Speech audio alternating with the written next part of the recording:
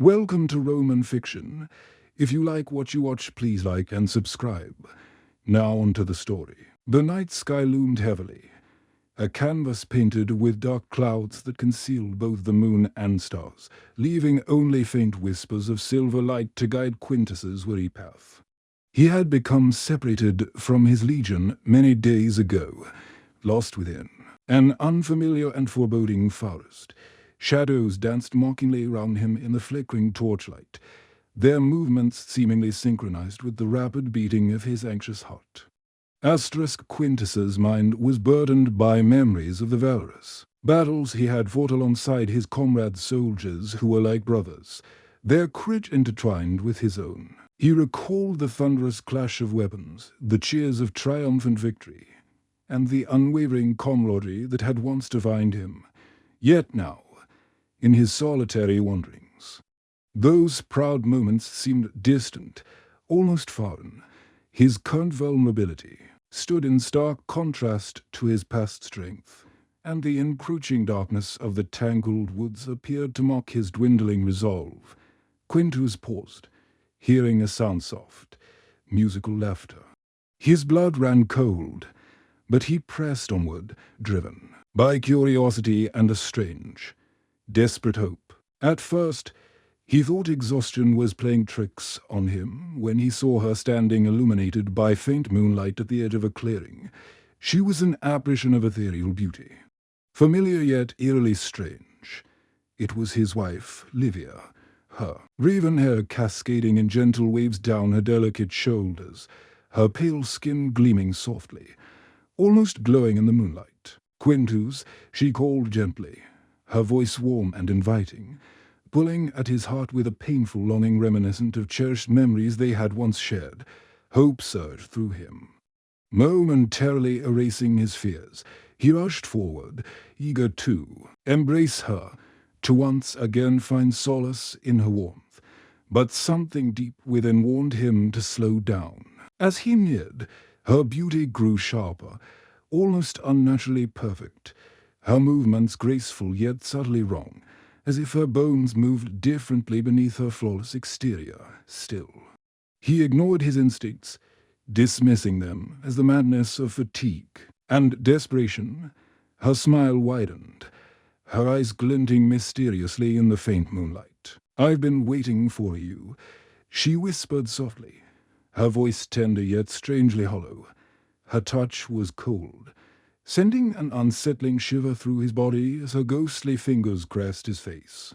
Quintus held her closer, desperately ignoring the chill that seeped deeper into his bones. But when she pulled him toward her home, a cave hidden ominously behind a curtain of thick vines and dark shadows, he hesitated sharply. Memories surged to the forefront of his mind, vividly recalling Livia's deep-rooted fear of confined spaces. "Come, husband, you must rest," she urged gently, her voice dripping with deceptive sweetness. Yet Quintus's heart thudded with uncertainty. The woman he knew would never willingly venture into such oppressive darkness. "Livia," he spoke softly, his voice trembling under the weight of doubt. "When did your fears abandon you?" She paused, her delicate facade flickering briefly, annoyance rippling beneath her perfect mask. "Fears, such trivial things no longer bind me," she replied smoothly. His suspicion only intensified. Memories flooded Quintus's mind of Livia's trembling hands, her desperate pleas to avoid confined spaces, and her fearful grip during stormy nights. Something was profoundly amiss. "Tell me," he began cautiously. "Where is our son?" She hesitated, noticeably, her eyes narrowing ever so slightly. "Safe, of course, waiting for us to return to him." Quintus's heart twisted painfully. They had no children. His body tensed instinctively, his senses screaming for him to flee. Yet, captivated by her deceptive beauty, he hesitated, caught between instinctive terror and illusionary hope. "Who are you, truly?" he demanded firmly, mastering the strength of his training. A beautiful face contorted suddenly, briefly exposing monstrous anger before smoothing swiftly back into serenity. "You insult me, Quintus," she responded coldly, the softness of her voice replaced with icy resentment. But the illusion had fractured irreparably, and Quintus retreated sharply, shaking his head resolutely. "No, you are not my Livia." Her features distorted violently, reshaping rapidly into a visage of unspeakable horror. Eyes flamed with bright, venomous yellow intensity, her hair writhing and transforming into a nest of hissing serpents. Her enchanting beauty vanished, replaced by the monstrous visage of Medusa, dreadful, fierce, yet grotesquely captivating. "You could have lived forever in bliss," she hissed venomously. "But now you will join the countless others who have glimpsed my true form." Panic surged within him. Yet disciplined training steadied Quintus's rapidly beating heart. Knowing the fate of those who met her gaze directly, he instead raised his polished shield, directing her hideous reflection back towards her. Medusa shrieked violently, recoiling in uncontained fury at her reflection. The ground trembled beneath her wrath as her serpentine locks writhed chaotically. Quintus fled swiftly, his heart pounding, barely stopping until he was a safe distance away beneath the oppressive, darkened sky. Days bled into weeks as Quintus wandered aimlessly, each night haunted by harrowing visions of Medusa. Her form constantly shifted between that of his beloved wife and the monstrous reality that had nearly ensnared him. His sanity teetered precariously. A silent battle waged ceaselessly within the solitude of the wilderness. His provisions dwindled quickly, and he survived on scarce berries and roots. His once proud frame reduced to gaunt fragility, and his attire shredded into tatters. Every step became burdensome, every breath laborious.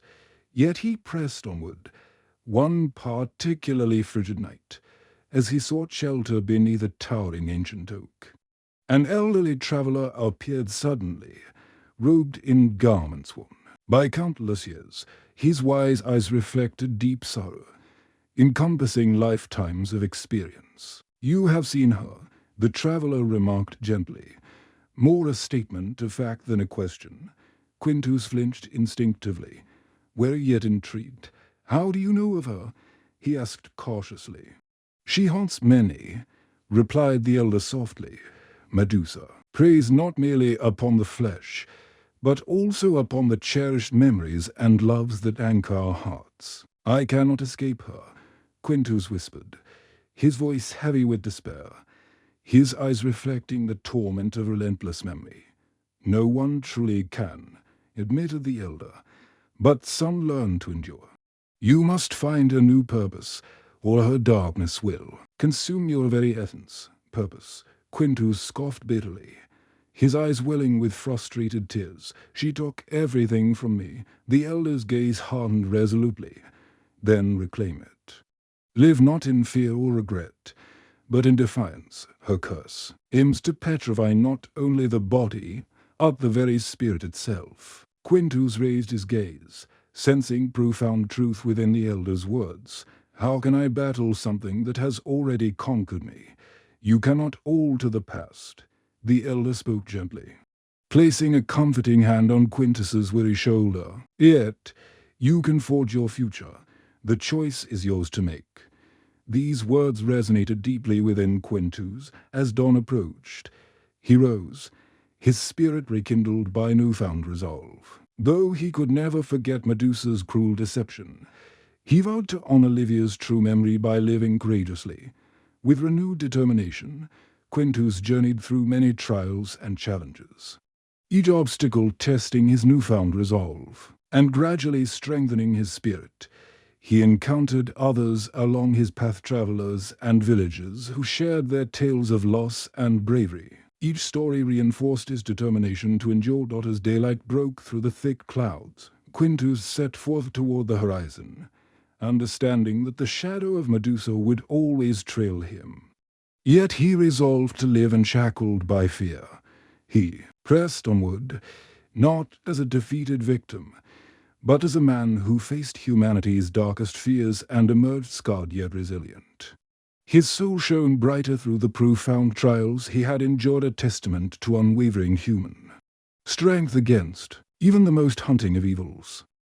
Thank you for joining me on this journey through ancient Rome. If you enjoyed this story and crave more tales of intrigue, bravery, and adventure from the Roman Empire, click here for more Roman fiction. Until our next adventure, veil farewell.